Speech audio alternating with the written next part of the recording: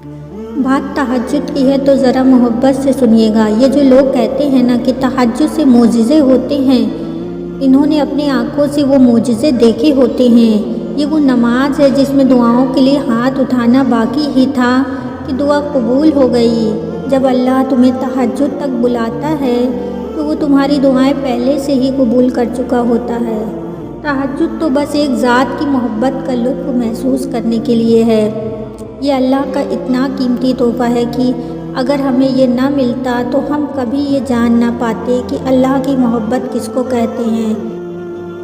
تہجد کے نفل بڑے پیارے ہوتے ہیں، ادھر التجا ادھر قبولیت، ادھر سجدے ادھر معجزے۔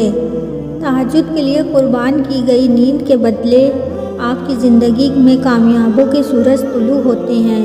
جب رات کے آخری پہر اللہ تمہیں خود چنتا ہے تہجد پڑھنے کے لیے تو پھر سوچو وہ تمہیں خالی ہاتھ کیسے لوٹائے گا۔ تم اپنی دنیاوی محبت کو اللہ کی محبت کے لیے قربان تو کر کے دیکھو، پھر اللہ تمہیں کیسے دیکھتا ہے، کیسے سنتا ہے، کیسے تمہاری مانگی دعائیں کو قبول کرتا ہے۔ تہجد کا سجدہ کرتے ہوئے اللہ کو محسوس کر کے تو دیکھو، ایسا لگے گا کہ وہ صرف آپ کا ہے اور وہ آپ کو ہی سن رہا ہے۔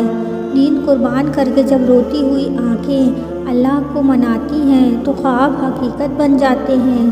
تہجد سے تمہارا تعارف اللہ یوں ہی نہیں کروا رہا، یقیناً تمہارے نصیب میں ہزاروں معجزے لکھ دیے گئے ہیں۔ اللہ نے فرمایا ڈرو مت، میں تمہارے ساتھ ہوں، سنتا اور دیکھتا ہوں۔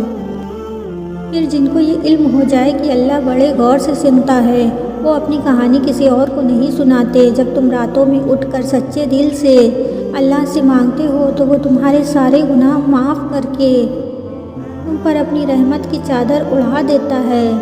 یہ تنہائیاں اتنی بھی بری نہیں ہوتی کیونکہ یہ بندے کو اپنے اللہ سے ملنے کا حسین موقع دیتی ہیں۔ اور جانتے ہو سکون کیا ہے؟ اپنے رب سے اکیلے میں بیٹھ کے گفتگو کرنا۔ تہجد کی نماز عشق نماز ہے۔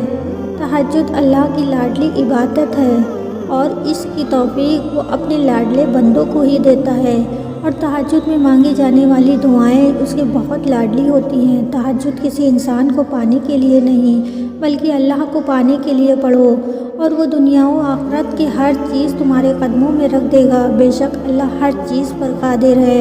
تہجد اللہ کا قرب پانے کا بہترین ذریعہ ہے اور جسے اللہ مل جائے اسے اور کیا چاہیے۔ نماز اگر محبت ہے تو تہجد اللہ سے عشق کا احساس ہے۔ جب اللہ نے تمہیں کچھ عطا کرنا ہوتا ہے تو وہ تمہیں خود سے ملاقات کا صرف تہجد کے ذریعے دیتا ہے۔ اللہ کو بہت پسند ہے کہ تم اس سے مانگو، رو کر گڑ گڑا کر مانگو، بار بار مانگو، مل جائے تب بھی مانگو۔ تم جو کہتے ہو نا کہ تمہیں کوئی سننے والا نہیں ہے، شاید تم جانتے نہیں کہ اللہ تمہیں سننا چاہتا ہے، بار بار سننا چاہتا ہے۔ اس سے باتیں کرو، اس سے مانگو، جو دل سے مانگو وہ تمہیں عطا کرے گا۔ وہ تمہیں سنبھال بھی لے گا، جیسے تم اپنے کسی لاڈلی چیز کو سنبھال کر رکھتے ہو، ایسے وہ تمہیں سنبھال کر رکھے گا۔ اس کی محبت کو محسوس تو کرو، اپنی خودی کو اس کے آگے جھکا کر تو دیکھو۔ کسی انسان کے قدموں میں گرنے سے کہیں اچھا ہے کہ اللہ کے سامنے سجدے میں گر جاؤ۔